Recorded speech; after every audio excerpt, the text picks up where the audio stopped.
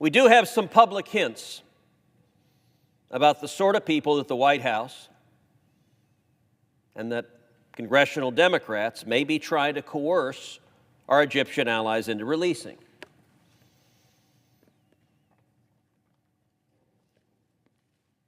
Buried inside a very recent Senate Appropriations report, there is an instruction that seems very much like what we're seeing with these secret conditions. It came presumably from Senate Democrats, although we don't know who. No Senate Democrat has stood forward to own this language, but there is a Senate Democrat who authored this language. It says, in making the certification required by subsection A3A, the Secretary of State shall consider the cases of Ola al-Qaradawi, Hossam Khalaf, Salah Sultan, Abdul Rahman Tariq, and Mohammed el-Bakr. The committee urges that humane treatment and fair trials be afforded these and other prisoners in Egypt. So apparently, for some mysterious unnamed Senate Democrat who's unwilling to put his or her name to it, these names are people the United States should champion. And it suggests the sorts of people the Biden-Harris administration may be trying to extort Egypt into releasing. Who are they? Well, let's start with Salah Sultan. Who is Salah Sultan? He is a Muslim Brotherhood propagandist. He's a hate preacher. He is someone who goes on TV over and over again and preaches the most vicious sorts of libels against Jews. Why are Senate Democrats trying to release vicious anti-Semites?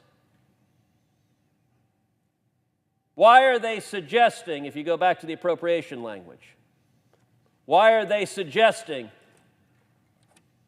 in the appropriation language that the United States should be fighting to release that anti-Semite and hate preacher? We don't know, because Senate Democrats aren't defending that position, and the administration refuses to answer. Who are some of the other people on that list? Well, you have Mohammed el-Bakr. He was a Salafist youth activist. He was part of the revolutionary youth who started the revolution, and he's been implicated in security violations. How about Ola al-Qaradawi? She is the daughter of Yusuf al-Qaradawi, who is one of the major voices for jihad inside the Muslim Brotherhood. The paper trail on her is deliberately opaque from both sides. How about Hossam Khalaf? He is Ola al-Qaradawi's husband, and he's been allegedly connected to a Muslim Brotherhood offshoot.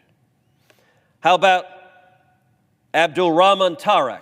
Well, that's an unknown whose presence has not been accounted for publicly. And yet these names have mysteriously appeared in a Senate Appropriations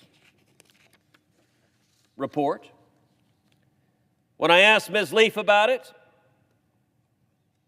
she provided 1,000 words and not a single name. And I will tell you that actually the names on that list are not secrets from Congress.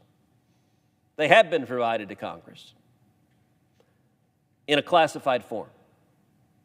So, Madam President, you and I can go into a secure SCIF, and we can read it in the SCIF. We can read the names. You know what we're not allowed to do?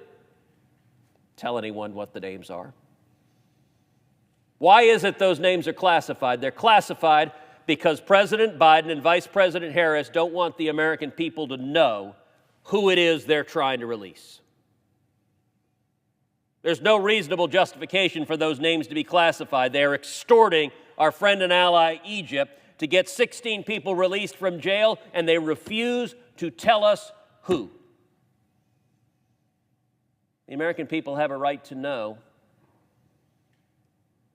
if the Biden administration is trying to pressure our allies to release Muslim Brotherhood extremist, if the Biden-Harris administration is trying to get our allies to release anti-Semites, and if they are, to hear a justification for why. But Ms. Leaf instead simply defies the Senate and refuses to answer.